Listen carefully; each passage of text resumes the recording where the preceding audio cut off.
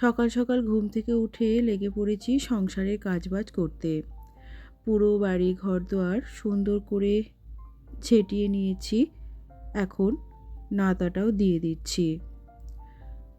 সকাল থেকে ঘুম থেকে ওঠার পর থেকেই একের পর এক কাজের যেন আর কোনো শেষ নেই। বর আর ছেলে বেরিয়ে যাওয়ার পর ওদেরকে টিফিন বানিয়ে দিই, তারপরেই আমি সংসারের কাজে হাত লাগাই। পুরো বাড়ি ঘরদোর সুন্দর করে ঝাঁটা দিয়ে নাতাটাও দিয়ে দিলাম। এখন চলে এসেছি কলপাড়ে। অনেকগুলো জামা কাপড় জাকিয়েছিলাম, এখন সেগুলো কেচে ধুয়ে মেলে দেবো। রোদ এখন বেশ ভালোই আছে, তাই অনেকগুলো জামা কাপড় কেচেছি।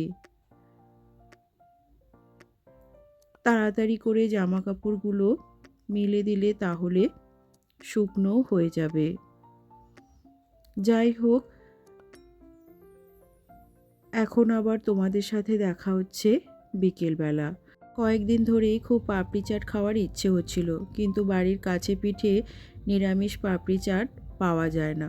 আমার বাড়ি থেকে বেশ কিছুটা দূরে, প্রায় 2 থেকে 2.5 কিলোমিটার দূরে একটা নিরামিষ দোকান আছে, যেখানে ফুচকা, পাপড়ি চাট, ভেলপুরি এগুলো নিরামিষ পাওয়া যায়।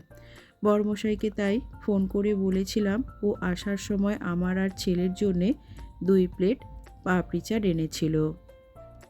সেটাই এখন খেতে বসে গেছি। ছেলে তো পড়তে গেছে, ওর আসতে দেরি হবে, তাই ওর পাপড়ি চাটটা রেখে দিয়ে আমি আমারটা খেয়ে নেব। কাছে পাপড়ি চাট রেখে আর লোভ সামলে থাকা যাচ্ছে না। যাই হোক, খেতে কিন্তু দারুণ ছিল। আজকের ব্লগটা এই পর্যন্ত। কেমন লাগলো জানিও। ভালো লাগলে লাইক, শেয়ার এবং সাবস্ক্রাইব করে দিও।